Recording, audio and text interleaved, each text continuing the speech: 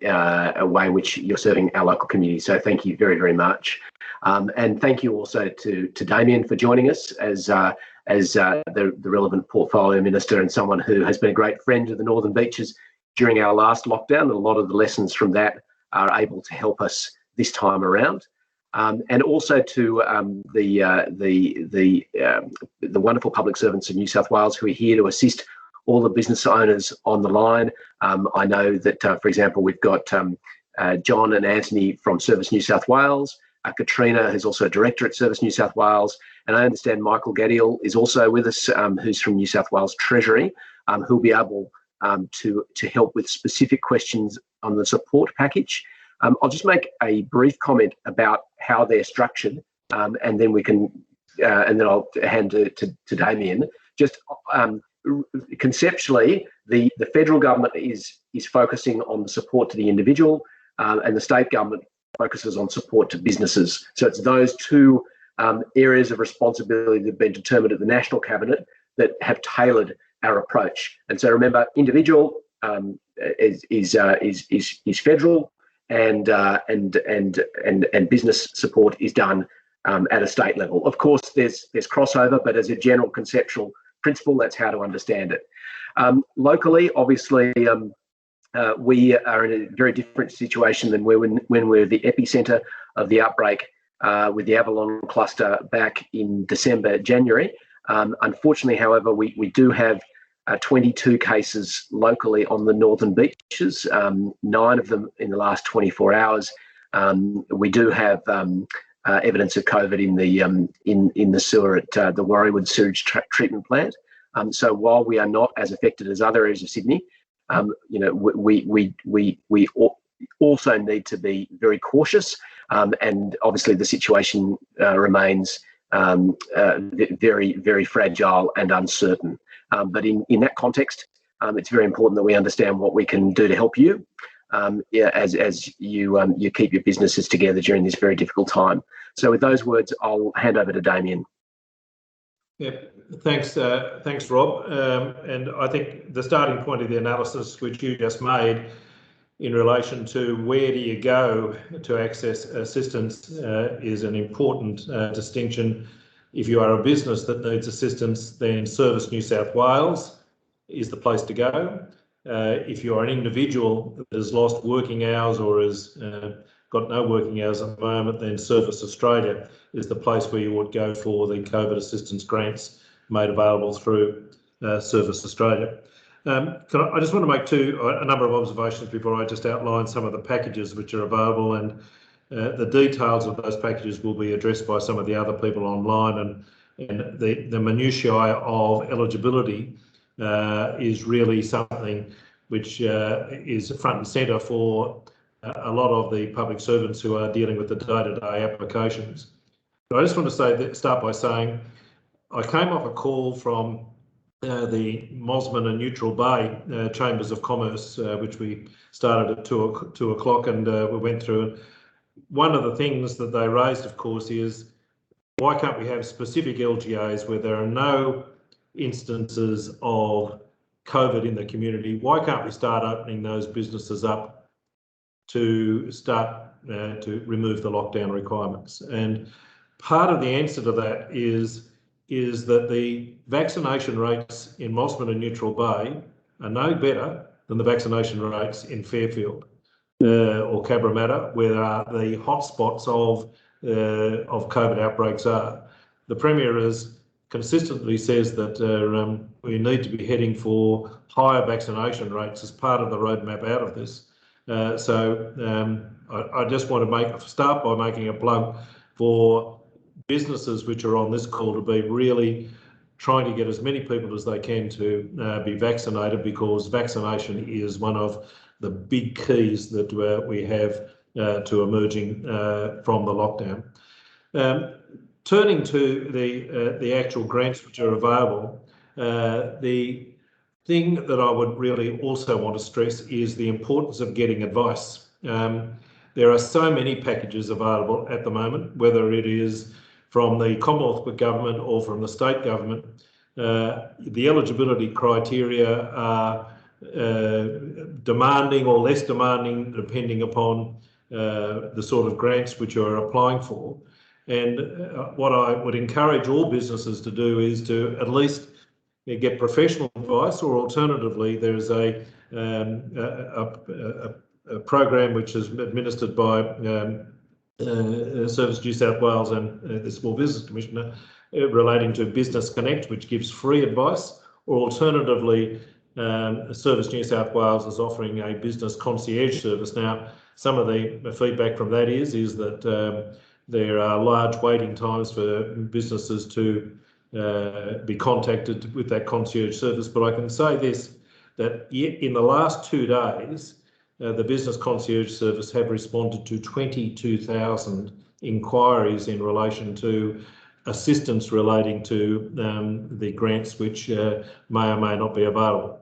So turning to the grants themselves, they fall into a number of packages. For the first 3 weeks of the lockdown, there was a business support grant which was available from the state government, and that was a 3-tiered grant depending upon the level of affectation which your business suffered from. And can I just go back to the learnings from the Northern Beaches lockdown? One of the big takeouts of that lockdown was that many businesses were impacted, but if the response to the government was you took too long to get the money into our accounts.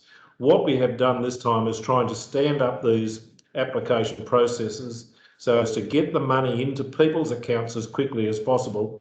And I can say that as of 8 o'clock last night, we had got over $118 million out the door into people's and businesses' accounts. So we have tried, whether you are applying for a $7,500 grant or a $10,500 or a $15,000 grant, to make the eligibility criteria as straightforward as possible, so that people can complete that application and get the money into their account. There are some businesses that are receiving the money in their account within 3 or 4 days of lodging their application, and that's a much better outcome than many of the businesses on the Northern Beaches were exposed to on the previous grants program. But admittedly, we got it out, but the learning from that was, by the time the money arrived, we were back and operating and whatever. The second level of grants which we are making, which started yesterday, was the Job Saver grants, which are aligned to grants which are made dependent upon your turnover. It's for businesses have an annual turnover between $75,000 and $50 million, and there is a weekly payment which is made, and it is based on 40% of your weekly payroll, but up to a maximum of $10,000. The third level of grants that the government has made available are the micro grants, and they are for the businesses between $30,000 and $75,000 in annual income. Now, I just say in relation to that category of grants, often they are on the basis or the evidence relating to those grants has to be manually assessed, so they will take longer to get into people's accounts.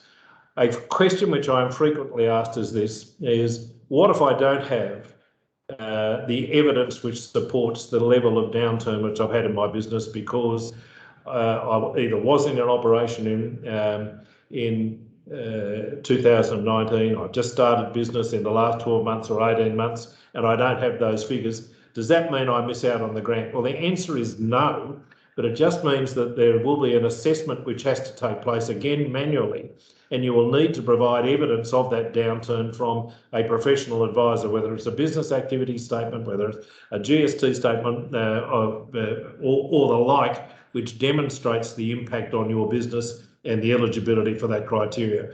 One of the things that the government is at pains to say to businesses, we are absolutely want to make this as flexible as possible. So if in doubt, lodge an application. It may mean you've got to be patient in terms of getting the money into your account, but the government is committed to making sure that we are flexible to make sure that we get assistance to businesses. The importance of these grants is not to make sure that you continue to earn the profit that you were earning previously. The purpose is to make sure you survive. And that's what we want to send as a message to the business community generally. We have got your back because we want you to survive when this lockdown finishes. We want you to open the door again. And there will be lots of businesses which have their own idiosyncratic problems which require different packages and different assistance. Come to us and tell us if you're falling through the gaps. We want to know so that we can help you. There are opportunities for payroll tax deferral, gaming tax deferral, accommodation industry grants and the like.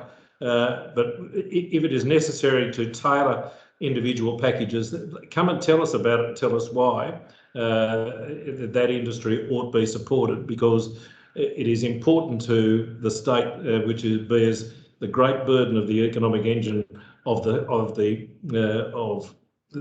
nation, for its small business to survive. Now, if I can make one last plug, JobSaver at the moment is 40% of payroll. There have been lots of calls for JobKeeper to be reintroduced. I have to tell you that my understanding is it's too difficult to stand up JobKeeper again. The BCA came out today and is saying, well, maybe we've got to be looking at how we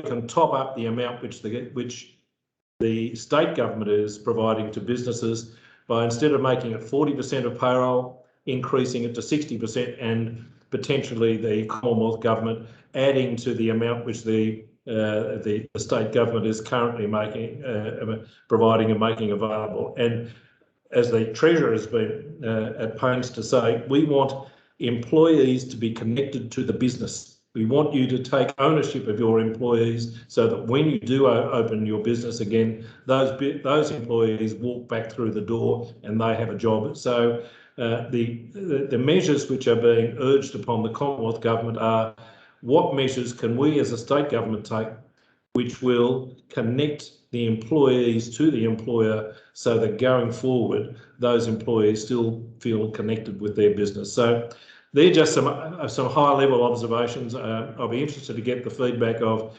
organisations on this call, and I'm sure the Small Business Commissioner is there and other public servants will make available. If I can make one plug for the Small Business Commissioner, we have a lot of issues relating to potential disputes between landlords and tenants about whether we are managing the process between landlords and tenants well enough. The Small Business Commissioner runs a fantastic mediation service which assists tenants who are having difficulty meeting their obligations under their lease. I'll let him talk about that a bit more if that's okay with you, Jason, because I think that's an important consideration for businesses to take into account, is how do they make their obligations to their landlord, how do they meet their obligations to their bank, how do they meet their obligations to their supplier. And the Small Business Commissioner is a point of contact in relation to all those issues. And if, with your leave, Jason, I'd like to invite Chris Lamont to be able to just address some of those issues. Thanks very much, everybody. You're on mute.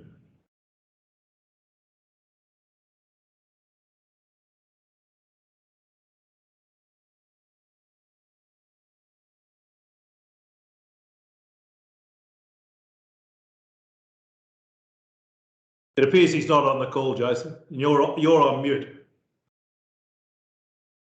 That's always unhelpful.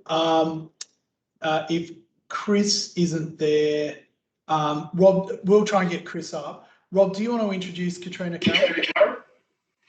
Yeah, Katrina, obviously director from Service New South Wales. Perhaps at this time, it might be appropriate to move to more question answer, if that's a format that Katrina is happy with. But over to Katrina, and perhaps she's got a couple of things to say, or might be able to manage to who questions are best directed. Wonderful, thanks, Minister, and thank you, Jason, for inviting Service New South Wales along this afternoon. This is also my corner of the world. I'm a Northern Beaches girl. Thumbs up, thank you. Minister Tudor-Hope's given a wonderful overview of the three major packages that are available through Service New South Wales. Has also given a little bit of information about the manual assessment process. So these do start out as digital applications. What I think I might just do is give you a little bit of information about the channels, and then I'm happy to just take questions. And I'd also like to introduce a couple of colleagues who have joined me, including our representative for the Northern Beaches area. So I think there's Anthony just coming online now, giving a friendly wave, and also joined by John Queck. Oh, come and gone. Okay. So I think that for the starting point, it's really important to bring attention to the information that's available on the newsouthwales.gov.au website. That is what we call our central source of truth for information both about financial assistance and grants packages, but also it has continually updated information that speaks to the public health orders and what that means for businesses, and also what that means for you as individuals and the customers that you're serving. So that is regularly updated, and I encourage you to have that as a favourite. That website will also direct you through to Service New South Wales for the relevant support packages that Minister Tudor-Hope has outlined, and also directs you to other support services that have been mentioned on this call, such as the Business Connect support. There's support from a range of mental health providers. You've also brought up the Small Business Commission. There are some resources there around managing disruption. So I would encourage that to be an important kind of first point of call. Then when we look at the throughput to Service New South Wales, there are the three applications there. Each of those pages provides an overview describing the support package. It gives you a bit of a checklist saying this is what you'll need to apply, this is who is eligible, here are the supporting documents, so that you can have that kind of checklist there, and then links to the digital application. As has been flagged, in certain cases, some of those will be what we call kind of end-to-end digital processing and will happen more quickly. Some of those will be called up for, I guess, what we call a soft stop that requires a little bit of manual assessment, and then some of those will be put through more rigorous manual assessment. So that's also done by the Service New South Wales teams. Supporting that assessment process, we have our wonderful business concierges who can be reached on 137788, which is our Service New South Wales line.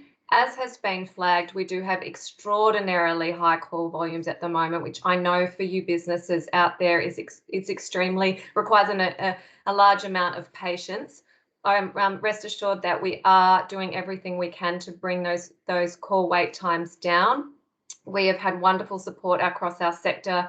We're bringing on additional staff. We've got teams coming from elsewhere in government to try to answer your calls, and also to hear the feedback that you have, so that there are certain things that we may be able to shape or action, such as some of the items that Minister Tudor-Hope's already spoken about. So I guess just to reiterate, it's the newsouthwales.gov.au website, and then there's our 137788. And that the Service New South Wales website has those three digital application forms for the Business Support Grant, the Job Saver, and the Micro Grant. Thank you very much, Katrina.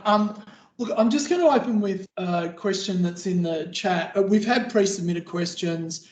Please feel free. We'll try to get to everything, and we should have Minister Robert here with us in the next few minutes. But Narelle Warren has asked, why was the period for applications brought forward from the 26th of July to the 17th of July, and will this be reversed because it may have the impact of excluding construction businesses? I can answer that question, Jason. Thanks, Michael. So there are two sets of grants. There's the COVID-19 business grants that were put in place for the first 3 weeks of the shutdown. That was from the 26th of June until the 17th of July. And those payments were put in place to cover that period. And then the Commonwealth came to the table, and jointly with them, we've set up the Job Saver program, which is designed to be the program going forward, which meets 40% of business payroll costs with a minimum payroll of, minimum weekly payment, or it's paid fortnightly, but the weekly amount as a minimum would be $1,500 with a maximum of $10,000 or $1,000 per week for a non-employing business. So JobSaver is the program going forward, and that kicks in from the 17th of July. So if your business was not impacted prior to 17th of July, then the program to go for is JobSaver, because that is the one that applies for that period. If your business was impacted prior to the 17th of July, then you can apply for the COVID-19 business grant, and that covers the first 3 weeks of the shutdown. With I think hopefully a fairly light touch additional going back and providing just a little bit more information on staff headcount numbers and undertakings to maintain staff, you will hopefully fairly seamlessly be able to translate and automatically be approved for the JobSaver program. So again, that date of 17th of July differentiates the closure of one program and the opening up of the other. So for the business grants, for the first 3 weeks, it's the 26th to the 17th. And then for JobSaver, it's the 17th onwards. Thank you, Michael. I hope that clears that up, Narelle. Nigel Barber is asking a question on behalf of his daughter. She's just started a business, has entered into a rental agreement with overheads. And I guess, Damien, you mentioned that there are some people in place that can help to negotiate between businesses and landlords. The answer is yes. If in fact a rental dispute has arisen, I would encourage the person to contact the Small Business Commissioner with a view to mediating an outcome in relation to that rental agreement. So if that's the import of the question, then the Small Business Commissioner is the place to go, because the Small Business Commissioner has the ability to not only mediate between the landlord and the tenant, but can also bring into that mediation process third parties like banks and suppliers for the purpose of trying to reach a mediated arrangement in respect of the whole of that business's circumstance at a particular time. So the mediation service that they offer is really quite comprehensive, because it's not just limited to that one circumstance. If the import of this question is, however, is that new business entitled to any grant? Well, the short answer is I probably don't know, but I would encourage them to potentially get some advice and lodge an application and get it manually assessed. There may be, if there is some documentation which Service New South Wales can look at and assess, there may be an opportunity to manually approve. Now, I hope, Katrina, you don't disagree with me on that, but there may be an opportunity to manually assess an eligibility criteria based on some other information than figures which may or may not have been available in June 2019. Thanks, Damien. I'm just going to go to some pre-submitted questions, and we've tried to bundle these as well, so some are on top. You might find that your question is being asked very similarly by another person. Tuan Lee asks, in June and July 2019, my business was under sole trader, and from August I had changed the structure to, I'm guessing, a proprietary limited company. So is he still eligible to apply for a small business grant, COVID support? Everything in the underlying businesses remain the same, even though the business structure has changed. So I can answer that one. So we don't care what the structure of the business is. That's not important from the point of view of giving grants. The main thing is that it is a business, and it existed as a business at the start of June this year, and that it has suffered a decline in turnover as required for the various grants programs. So whether or not you're a sole trader or a company limited by guarantee or a proprietary company, that's irrelevant. The key things that you need to know is that you had an ABN as of the 1st of June, that your turnover was over $75,000 and below 50 million for the JobSaver program, For the COVID-19 business grants, your turnover must be over $75,000 per annum, and with a payroll of below 10 million per annum. And if your turnover is below $75,000 but above $30,000 per annum, then you have available to you a different program called the COVID-19 Micro Business Support Grant Package, and that would provide payments of, I think, $1,500 a fortnight to you. Could I just make one observation in relation to that, though, Jason, which people should be aware of? If you make an application for a Commonwealth grant and classify yourself as someone who's had reduced hours, you can't then turn around and apply for a Service New South Wales business grant. You've got to elect whether you see yourself as someone who is applying for I've got reduced hours, because the form, I think, requires you to declare that you're not getting any grant or other assistance money from any other source. Is that right? Yeah, so if you're a sole trader, you are both an individual and a business, and so that's the one crossover. And so the COVID-19 disaster payment from the Commonwealth is individuals are eligible for that, but you might also be a business as well, and therefore eligible for a business support grant from the state. So you need to elect which one you'll go for. Now, if you go for the COVID-19 disaster payment from the Commonwealth and you want to go on to a New South Wales business grant, you can go to the Commonwealth and stop those payments, and you can then go on to a New South Wales business grant.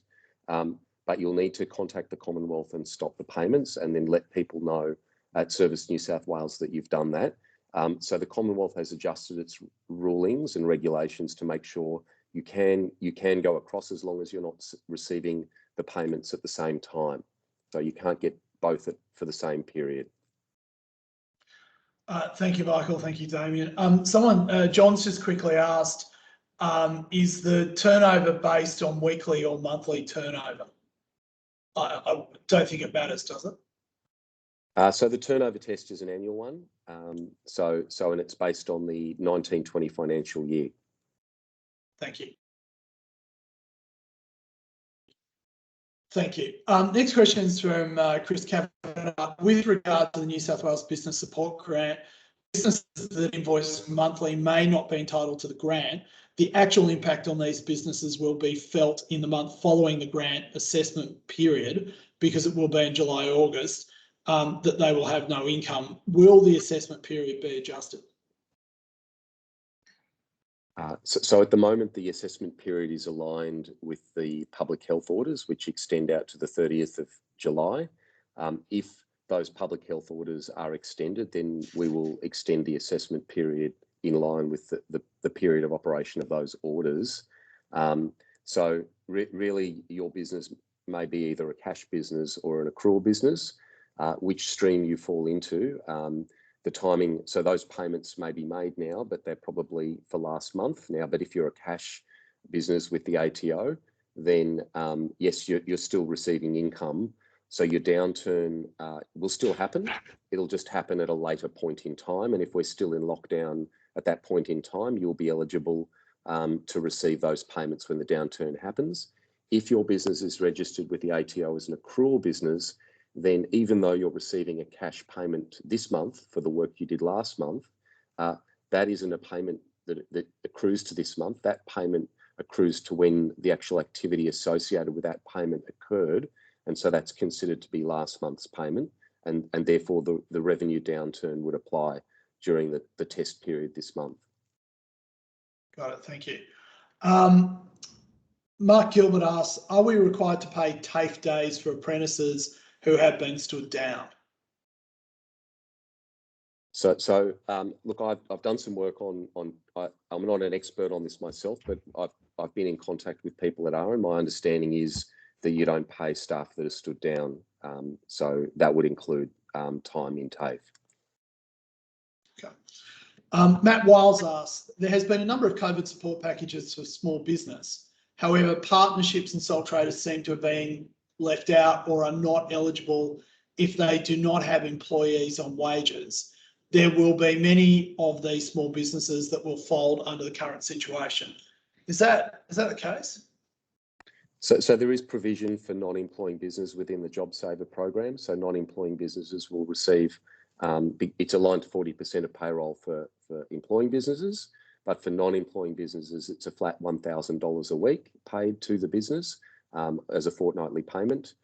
Micro businesses, there's no requirement for them to have employees, so they're businesses that fall below that 75,000 annual turnover mark. And the business grants that were time limited between the 26th of June and the 17th of July, again, there is no requirement for those businesses to have employees. So, so when they go to apply for that on the website, is that clear that it's a non-employing business? So the guidelines are available on the Service New South Wales website, and there's no requirement for any business to have employees as part of those packages. So there were grants last year. Some of the grants last year did require the businesses to have employees, but they're not a feature of the grants around this year. Thank you. Marianne Ullman asks, given that many businesses cannot afford their rent due to being closed, what will be done to take the pressure off the businesses as the landlords demand rent as well as yearly rental increases?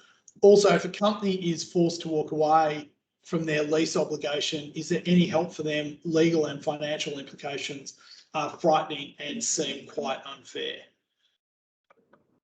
Well, I probably ought to say something in relation to that, and it's a pity that Chris isn't on this call. But the members would be aware that on the last occasion we had a national code in relation to leasing, and that in fact required a number of things. If depending upon the impact on the particular business, there was an automatic reduction in rent and a deferral of rent. There was also provision in relation to non-eviction or the giving of termination notices in relation to non-payment of rent under those leases. On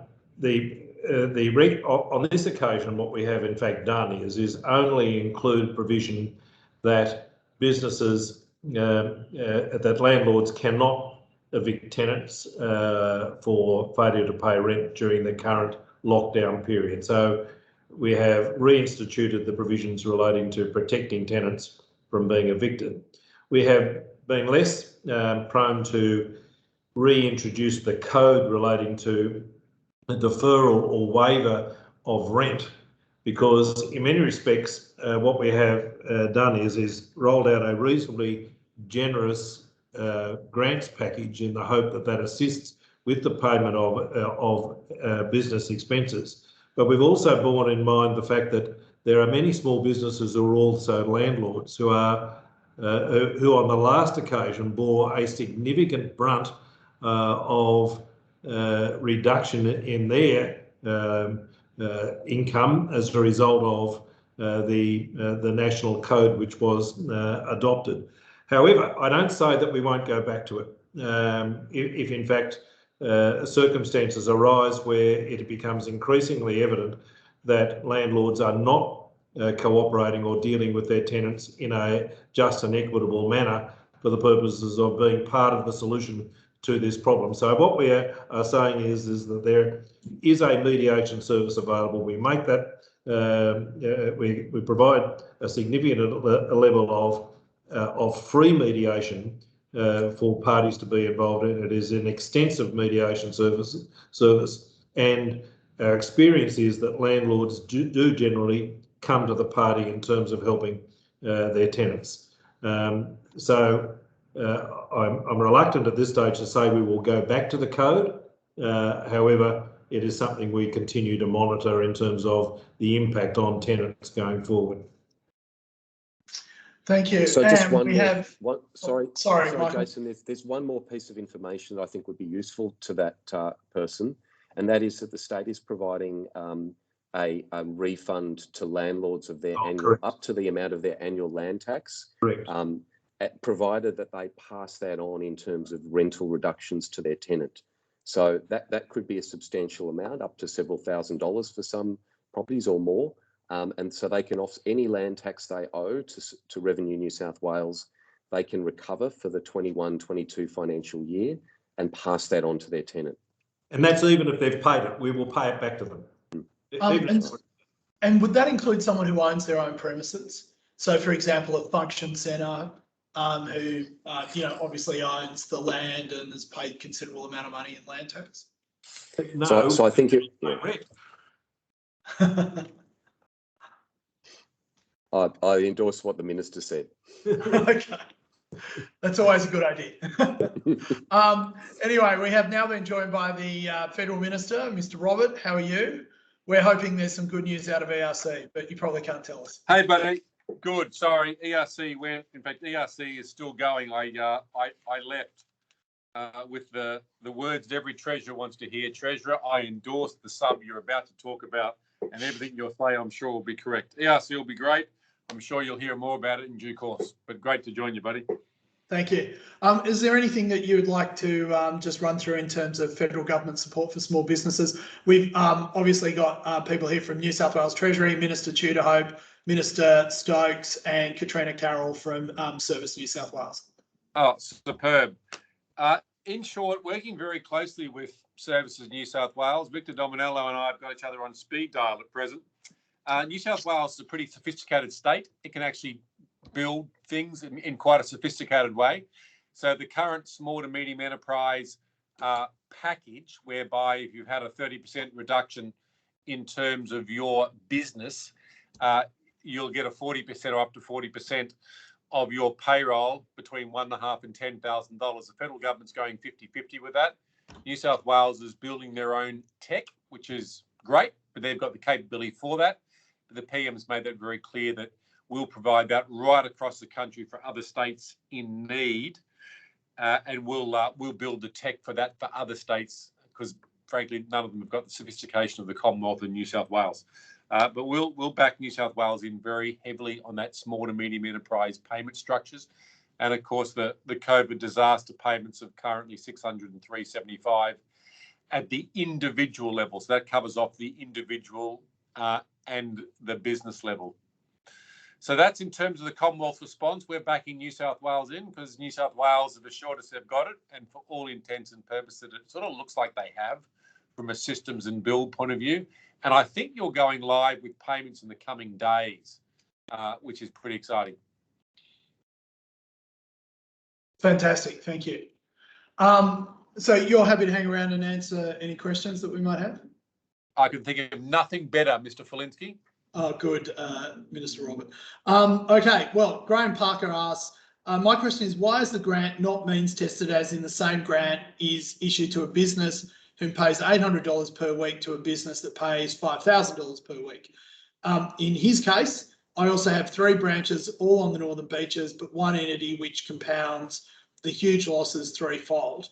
Can there be a review panel set up? I'll lead with that, because we did this together as respective, in our case, NSC, the National Security Committee of Cabinet.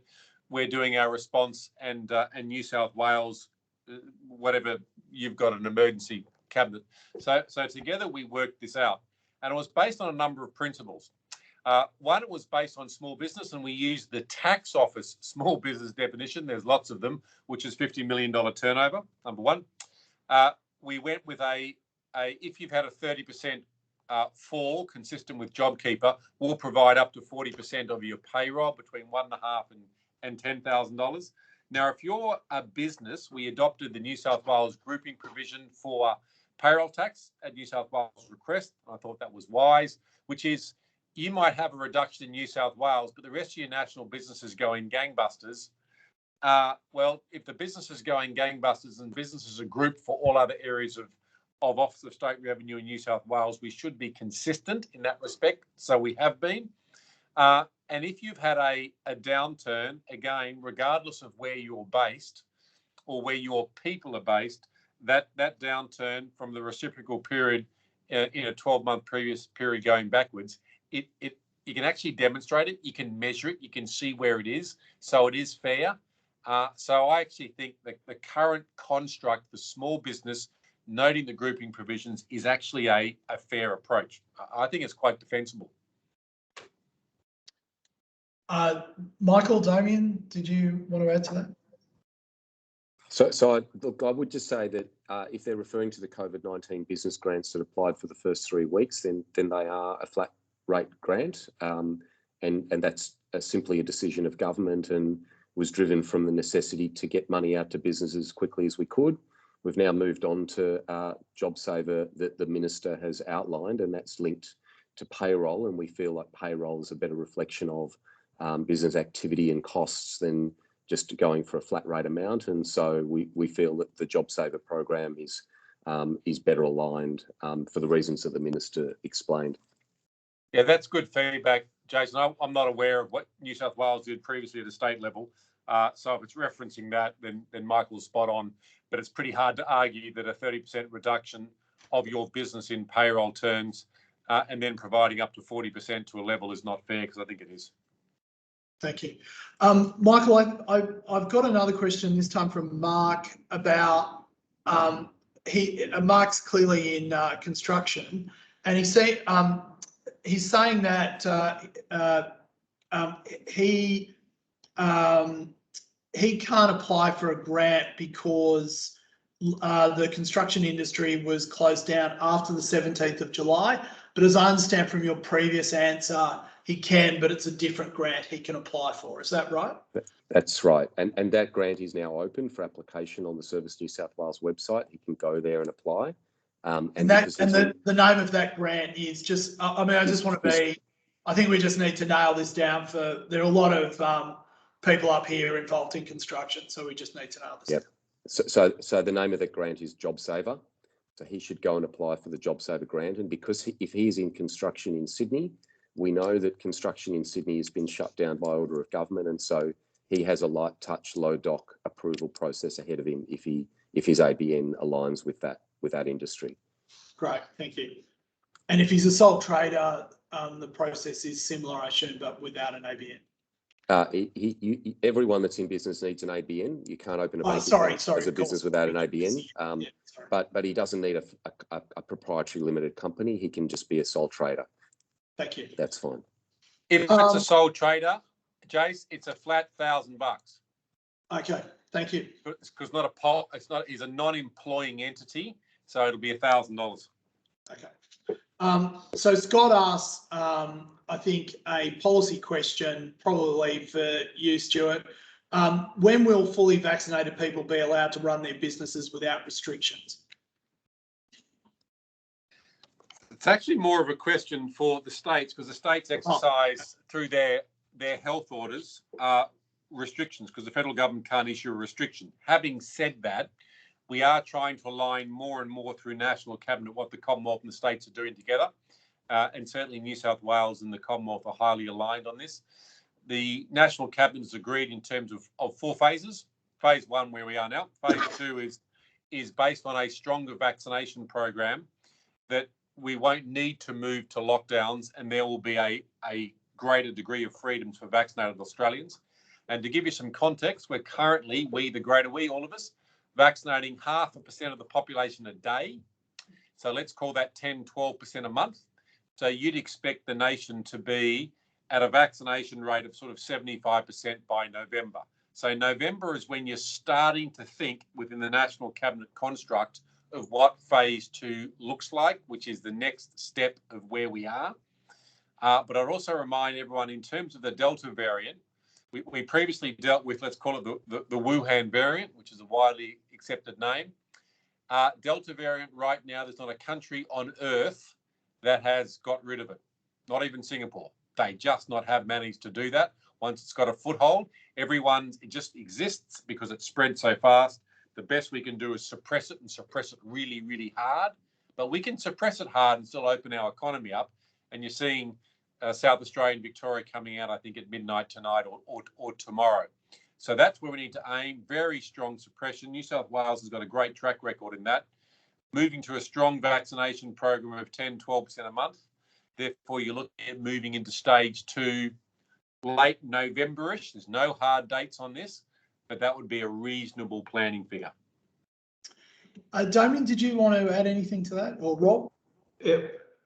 The only thing I would say is that the roadmap out of the lockdown is determined, I suppose, by the crisis committee. And if it's one thing that I'm not party to is the phrase that probably everyone is sick of, the health advice. I would think a significant component of the health advice is, well, the roadmap is contingent upon the vaccination rate. And I started by my remarks earlier by saying that there are areas of Sydney which says, well, we haven't got any cases, but their vaccination rates are exactly the same as other areas of Sydney. And the problem is with this virus is it can be anywhere very quickly and have a significant impact. And that's why we find areas locked down, even though you can't demonstrate any cases. Even overnight, the Central Coast was pressing us for releasing the Central Coast from lockdown, and yet overnight they had 3 cases, as I understand it. So all of a sudden, any push for getting out of lockdown based on no cases dissipates. So I think the real test for where we're going is vaccination rates, sure, in a line with reduction in people out in the community carrying the virus. But as Stuart rightly identified, I think everyone is really focused on getting more people vaccinated. Jason, I'll just add to that, if that's okay. Just one point that may not be, I had to have this explained to me a couple of times before I got it, but it may be something that's relevant to people on the call as well. Vaccination reduces transmissibility by about 70%.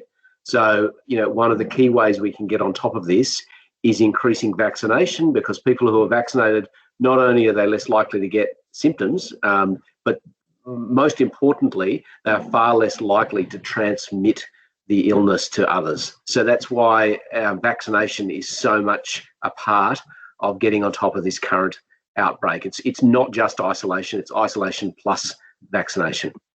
But guys, with respect, then that's just an argument for ongoing lockdowns.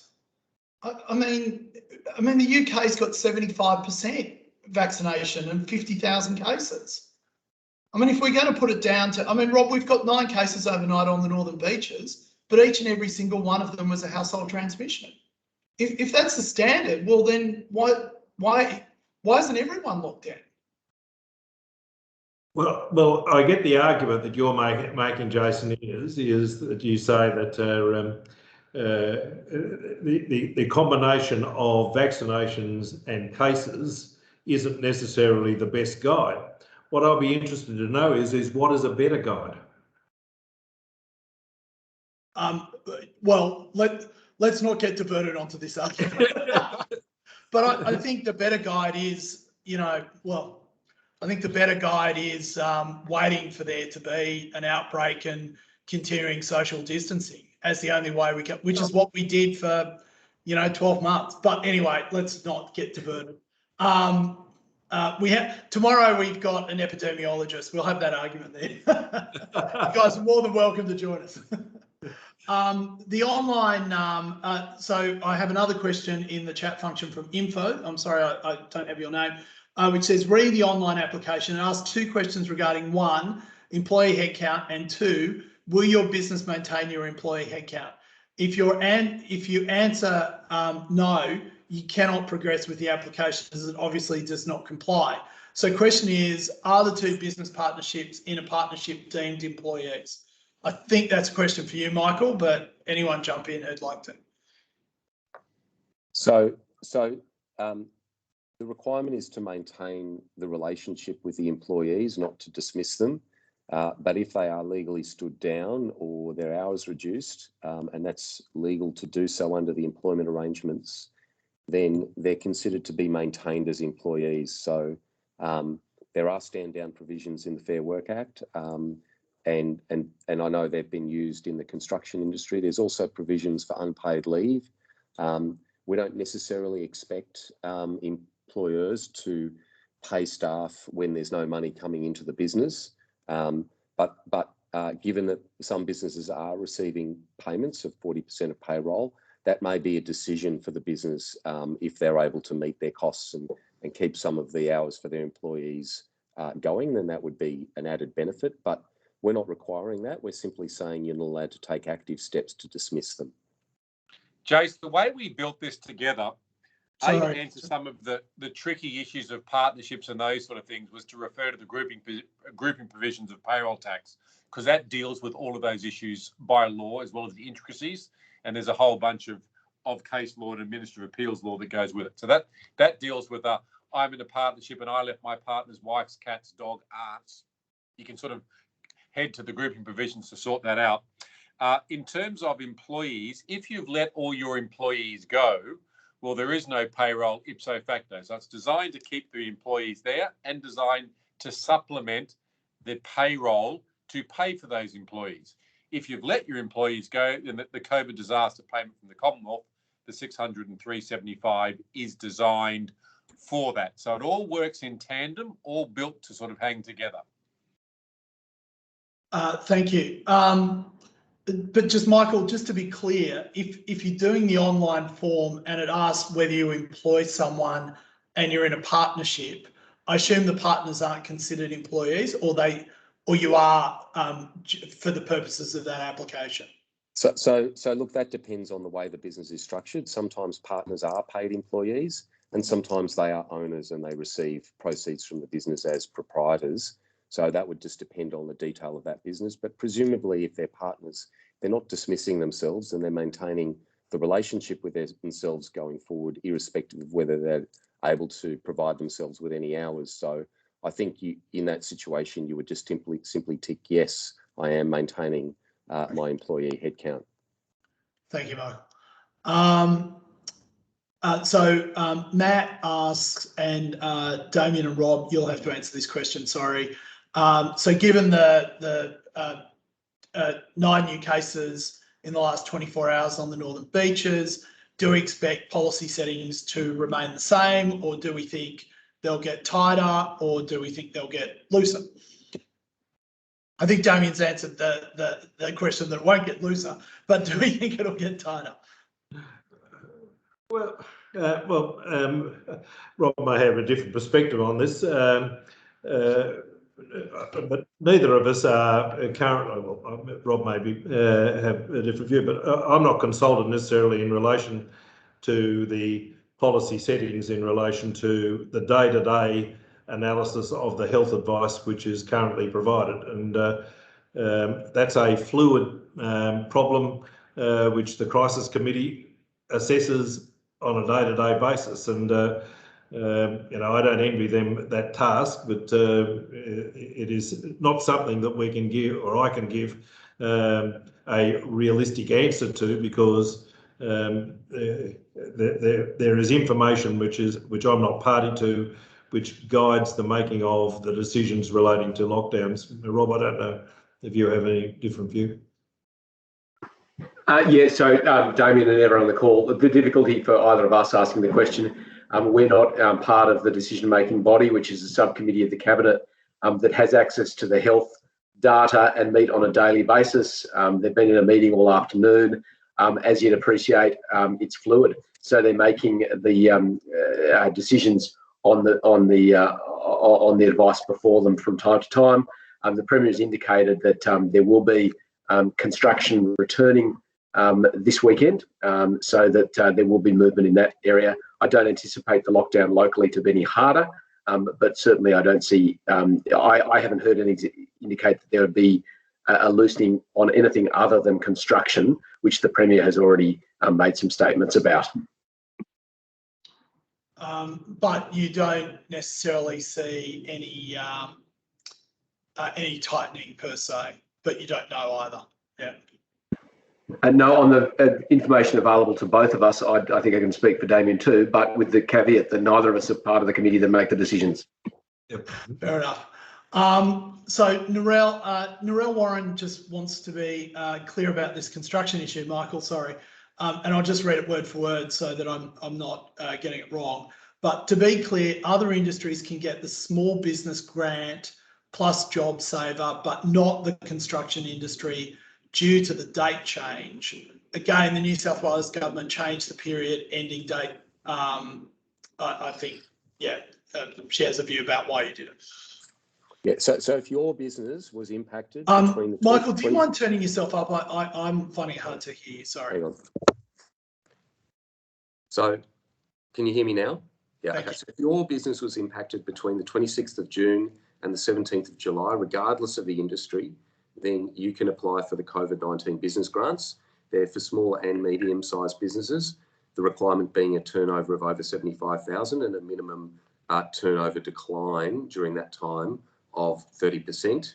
And there are higher payments for businesses who were impacted by more than 30%. But so there may be construction businesses that were impacted in that date range. It's not about the industry you're in, it's about when you were impacted. So that was a time-limited program that was for the first 3 weeks. For businesses that were impacted after the 17th, and that will include construction, but also some cleaning businesses and also some of the businesses in the regions that are subject to lockdowns. The ongoing program, which provides for fortnightly payments, is the JobSaver program. Thank you, Michael. Stuart, just quickly, Adam Tanti asks, when do we think that vaccines will be open for younger people? That is someone about 2 or 3 years younger than you, Stuart. Yeah, I mean, people with hair. Yeah, heard you. Boasting about your flowing locks there. The TGA just gave some interim advice on Pfizer in terms of or interim advice on suitability for those down to 18 or 16.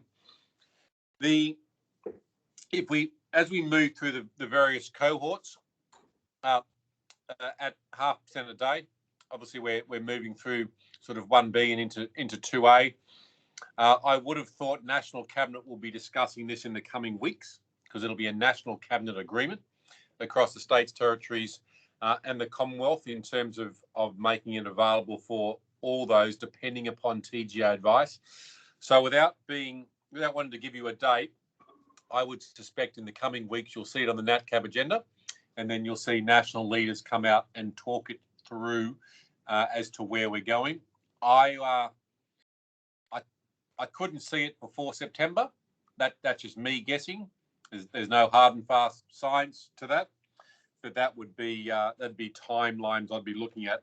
We're just cognizant that the Delta variant, when you look overseas, and the very sad case of I think it was a 38-year-old Brazilian lady in New South Wales who died with no pre-existing comorbidities, which indicates how nasty this Delta variant can be.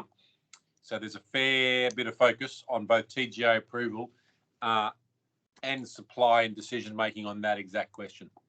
Okay. Does anyone want to add to that? No. Last question is from Susie Willis. Just to summarise it, basically Susie's involved in the restaurant and bar industry and she's wondering if there will be any local funds available to help market that sector when we're back up and running so that people get back into, well, restaurants, bars, entertainment venues generally. Well, we progressed a long way along that route, and in fact, Rob will probably have a lot to say about that, but certainly if I could indicate Dine and Discover was a program which was tailor-made for trying to get the restaurant catering businesses and the like and the events industry back on track. But there was also a lot of work that Rob did in respect of making spaces available, whether it's outside pubs and the like, to try and stimulate that sector. Rob, maybe you're better at answering them. Yeah, certainly we need to do that. We did it last time, so we need to do it again. We need to figure out what that looks like. Damien mentioned Dine Discover was one initiative.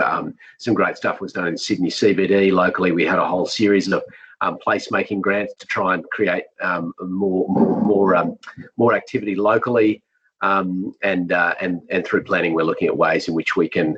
We've already done a lot to relieve the need for separate approvals for things like liquor service licenses as well as food licenses, as well as operating between a shop and changing uses. But that's something that I think we're going to have to work on and come back to the community with, as we did last time. Guys, I'm going to have to wrap it up there because we said we'd end at 5 and it's getting close to 10 past. Minister Tudor-Hope, can I thank you so much for your time today? Rob, as always. Katrina and Michael, thank you so much for actually being able to answer some very technical and difficult questions. Katrina, I might send you some questions that were in the chat function because they were getting very technical, so that might be very helpful. And Ms. Robert, thank you for joining us eventually. We really appreciated that. We hope you did good work in ERC. Time will tell, Mr. Falinski. Time will tell. It always does. It always does. Thank you, everyone. And tomorrow at 2 o'clock, we have Professor Peter Collignon, the epidemiologist, where undoubtedly Damien and I will resolve our issues about lockdowns. Thank you, everyone. See you then. Bye. Thanks, Jason. Thank you. Thanks for having us. Bye for now.